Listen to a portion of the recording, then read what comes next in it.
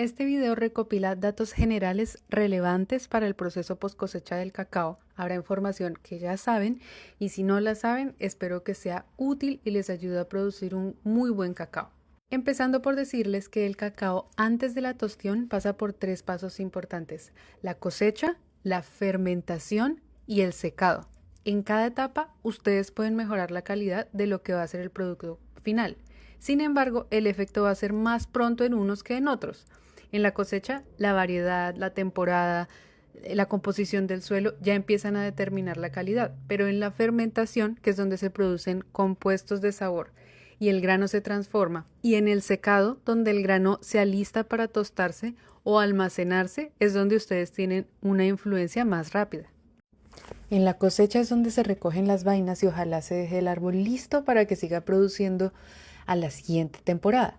La recomendación principal es que corten con tijera y no con machete porque suele dañarse el cojín floral, que es donde nacen las florecitas.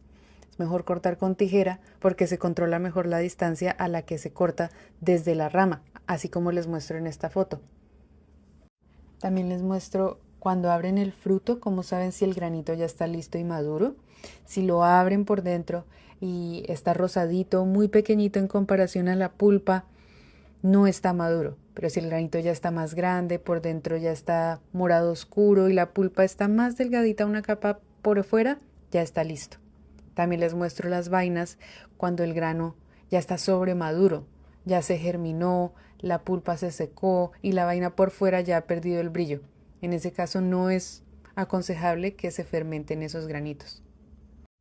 Cuando vayan a abrir las vainas, en lo posible no utilizar un machete o un cuchillo sucios porque se contaminan los granos, la pulpa, y eso se transforma en la fermentación en malos sabores y en malos olores que llegan hasta el chocolate. En lo posible utilizar herramientas limpias o una cuña o un martillo de madera.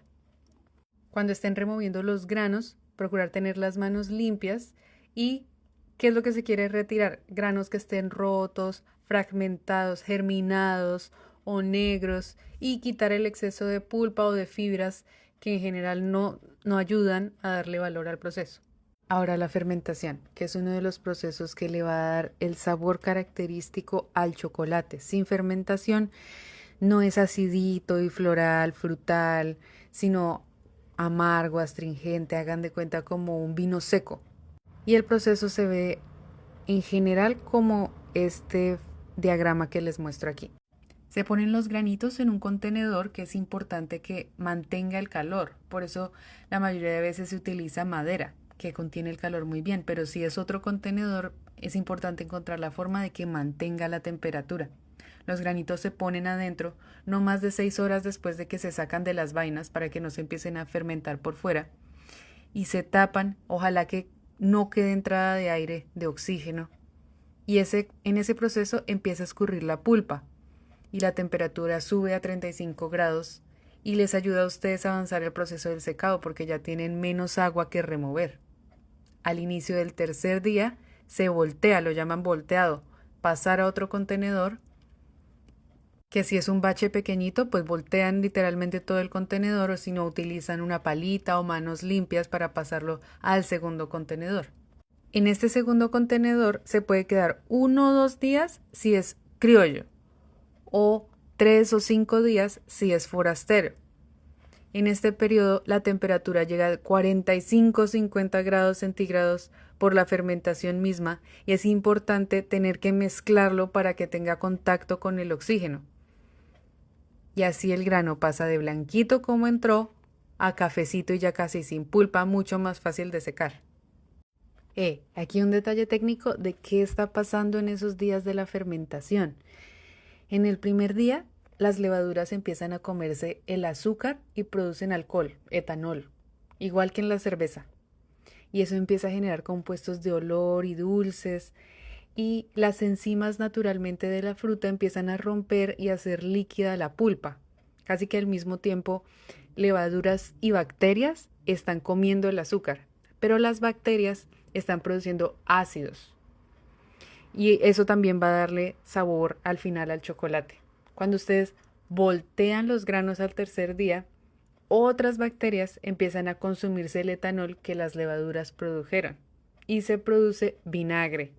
Y ese vinagre se mete al grano y empieza a oxidar los antioxidantes que hacían morado el granito en un principio, y cuando se degradan hace que baje la astringencia, igual que el vino tinto que es rojito es por los polifenoles y esos antioxidantes que lo hacen astringente, que se te pega la lengua. Lo mismo está pasando en el grano, pero ustedes están degradándolos para que ya no sea astringente. Por eso se empieza a tornar café. Y esa reacción del etanol volviéndose vinagre es exotérmica, o sea que se calienta y llega a los 45 a los 50 grados centígrados. Por eso ahí les digo que es importante mantener la temperatura para que se termine la conversión de esos polifenoles y pase el granito de morado a café. Esa es la visión que ustedes necesitan cuando el grano se torne café. Ahí el grano ya se sabe que no va a volver a germinar. Entonces, al final de esos 5 días, al final de la segunda etapa, es posible que si se sobrefermenta, que ustedes no paran el proceso, otras levaduras, otras bacterias empiecen a crecer y esas ya le van a empezar a dar un mal olor o mal sabor al cacao. Por eso es importante parar el proceso cuando ya está listo. Aquí les dejo los detalles del proceso y lo importante es que al final de la fermentación hagan una prueba de corte, que es sacar unos 10 granitos, cortarlos a la mitad con un cuchillo y ver que el color ya no es ni morado, ni gris, ni blanquito morado, sino que ahora se vea café. Ahí ustedes saben que hubo una buena fermentación cuando ya no hay casi granos morados, no hay granos grises y casi todos son cafés. También hay otras señales de que la fermentación va bien. Es la evolución de los olores. Al principio, cuando ustedes abren la vainita, es frutal. Cuando abren al final del primer contenedor, debe estar oliendo como a alcohólico, como a etanol. Y al final del segundo volteo, debería estar oliendo a vinagre, ácido. Pero si el olor se empieza a tornar como leche dañada, es que no hubo buena aireación durante el mezclado después del volteo. Hubo muy poco aire en contacto con los granitos. Y si el olor se empieza a tornar como amoníaco, es porque se empezaron a romper las proteínas del grano y hay que parar el proceso. Si huele solo un poquito a amoníaco, es posible que cuando se seque el grano ya no se note, pero si huele demasiado, los granitos ya van a ser calificados como defectuosos. Ahora, la pregunta de dónde fermentar. Aquí les hago una compilación de los métodos manuales más utilizados. El más común es el cajón escalonado. Ven que hay espacio arriba en un primer paso para hacer la parte sin oxígeno y luego después del primer volteo para hacer con oxígeno. Por eso hay 2 contenedores. Se prefiere la madera porque guarda mejor el calor. Una madera dura que no suelte savia, ni líquidos, ni olores fuertes porque contaminan el cacao. Al fondo de estos cajones hay unos huequitos como de 8 milímetros de diámetro separados por 10 o 15 centímetros para que la pulpa escurra. Otras opciones son versiones más simples de estos cajones, o cajones separados, por ejemplo. Hacen en un cajón la primera fase y luego lo voltean al otro y ya está. O en canastillas. Casi todos los procesos se utiliza hoja de plátano en las paredes, incluso en los cajones, para evitar que se absorba la humedad en la madera, para que se vayan secando más rápido, escurra solo en el fondo. Y también hace más fácil limpiar los cajones o las canastillas después. Las canastillas son fáciles de conseguir y pues la hoja de plátano ayuda también a mantener la temperatura. Eso es lo malo, ayudan a mantener la temperatura, pero las canastillas no van a hacer todo el trabajo. Ustedes necesitan buscar cómo mantenerlas calientitas. Siempre asegurarse de que la pulpa o el agua pueda escurrir en la parte de abajo. Otra forma es utilizar cajas de icopor, manteniendo huequitos en la parte de abajo, hoja de plátano en la pared. Estas guardan muy bien el calor. Lo importante es que se laven muy bien entre baches para que no guarden malos olores. Notas importantes sobre la limpieza es siempre remover frijolitos viejos o residuos que queden de fermentaciones pasadas. Si es cajón de madera, cepillar muy bien, lavar los huequitos del fondo, antes de cada cosecha y si es posible entre lotes de fermentado. Otra cosa importante es si ustedes ponen un lote de grano a fermentar y luego encontraron otras cuantas vainitas de cacao y quieren poner esos frijolitos de cacao a fermentar sobre lo que ya empezó a fermentar, no lo hagan porque esos nuevos frijolitos no van a pasar por el mismo proceso. Ya empezó un proceso inicial, es mejor empezar una segunda fermentación con esos nuevos granitos. Ahora el secado. El objetivo del secado es que llegue a una humedad del 6 al 7%. Hagan de cuenta, es como una galleta o como un maní, así de seco tiene que estar. Si la humedad es mayor en el grano, es posible que unas bacterias o insectos empiecen a vivir ahí.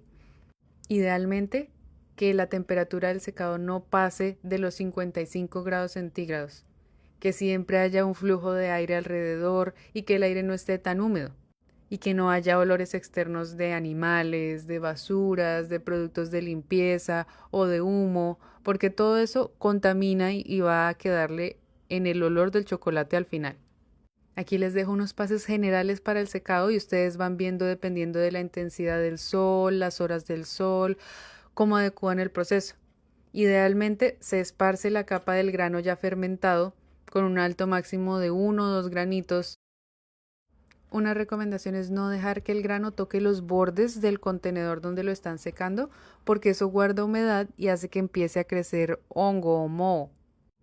Durante el día 1, en las horas de luz, dejar los granitos secar y moverlos cada hora, que si se secan mucho por un lado empiezan a formar costra y entonces empiezan a dejar humedad por dentro y por fuera ya están secos. Si hay mucha humedad en el ambiente, también moverlos seguido para que no se fomente el crecimiento de hongos. Y cuando se acaben las horas de luz, taparlos y guardarlos para que los animales en la noche no los toquen o no se contaminen con cosas que vayan volando por ahí y no se sigan humedeciendo tampoco. Del segundo día en adelante, poner los granitos otra vez a secar, removerlos cada 3 horas. Si el sol está muy potente, cada hora, para evitar que se forme esa costra. Ese secado puede durar 4 o 5 días dependiendo de la intensidad del sol y de qué tanto aire y qué tan húmedo es el aire. Ahora, ¿cómo saber que mis granitos ya llegaron al 6 o 7% de humedad? La técnica es con medidores de humedad, que hay tipo contenedor donde ustedes pueden poner una manotada de granos y ya les da la humedad, o con una sonda que se mete en un bulto o en un balde donde tienen los granos y ya la sonda les da la humedad. Pero ¿qué pasa si yo no tengo un medidor de humedad? Pues también se puede hacer una aproximación sensorial. Entonces ustedes miran el color del granito por dentro. Debe estar café oscuro. Y cuando remueven la cáscara, deben verse grietas y un poquito brillante debe verse el grano. Y la textura, cuando muerden el grano, debe partirse en seco, debe estar duro y quebradizo, no blandito ni flexible, ni la cáscara tampoco. La cáscara debería estar seca como la de un maní. Aquí les dejo la imagen de cómo avanzan los granitos visualmente desde que empieza la fermentación hasta cuando ya termina el secado. Ahora, ¿dónde secar? Hay varias opciones, así como les dijeron sobre el cemento. Se puede, y hay una mejora que es ponerle un techito corredizo por si llueve, por si empieza a hacer un viento muy tremendo para que los insectos y nada les caiga por encima. No cuesta mucho hacerlo, dura bastante, pero los contras es que es difícil recoger el grano, es difícil limpiar bien la superficie para que no contaminen los granos en la siguiente cosecha. Y si está al mismo nivel del suelo, pues está al fácil alcance de insectos, animales, cualquier cosa que pueda venir y contaminar el producto. Otra cosa es que el cemento al rayo del sol puede llegar a temperaturas mucho más altas que los 55 grados centígrados y eso no es aconsejable para secar el grano, se seca muy rápido. Otra opción es una lona o plástico de polipropileno. Preferible porque ya no está en contacto directo con el suelo, es más fácil de limpiar, se puede mover para controlar la temperatura si el sol está muy tremendo o en caso de lluvia se recoge rápido y se guarda. En la noche también se guardan rápido los granitos si no hay un techo. Sin embargo, si sigue estando al mismo nivel del suelo, sigue también, igual que el cemento, a merced de animales o de bichitos que se puedan meter y contaminar el producto. Otras opciones un poco más preferibles es sobre cajas o tablas elevadas, donde también se puede poner una mallita en el intermedio entre los granos y las tablas o las cajas. La mallita ayuda a que se puedan recoger los granos fácilmente y limpiarla también. Y los cajones movibles ayudan a que se puedan sacar durante el día y guardar durante la noche. Aquí les muestro un ejemplo de rieles donde tienen esos cajones, los sacan escalonados en el día y en la noche vuelven y los guardan como en columna y encierran eso en un cuarto y ya está. La otra opción, se llama marquesina, es más especializada como un invernadero, donde también se utilizan estas cajas elevadas y pueden ser de fondo de madera o de malla directamente para que fluya mejor el aire. El beneficio de esta es que no hay que mover los granos al final del día a ningún lado, ellas se quedan ahí y lo único que uno hace es cerrar las paredes o los extremos del plástico y ya se queda ahí durante la noche. Esta marquesina es más flexible porque puedes abrir las paredes o los extremos dependiendo de la dirección del aire. Durante el día, los granitos siguen ahí durante todo el proceso del secado. También hay un método como híbrido, en el que hay una superficie elevada y que ustedes pueden tener o cemento, o madera o las lonas del polipropileno, pero lo bueno es que o hay un techo deslizable o los rieles donde están los granitos son deslizables. Se llama casa Elba. Aquí les dejo un link a un ejemplo de alguien que hizo una casa Elba y otro video que muestran cómo es todo el proceso desde la cosecha hasta el secado en Salvador. Finalmente, cuando los granos ya están secos y se han dejado enfriar, se empacan en sacos de yute o de fique. Este material se usa para que los granos no suden, deben estar limpios también, almacenarlos por lo menos a 20 centímetros del suelo y de las paredes para que los insectos y roedores no tengan fácil acceso, haya buen flujo de aire y no se humedezcan de nuevo tan rápido.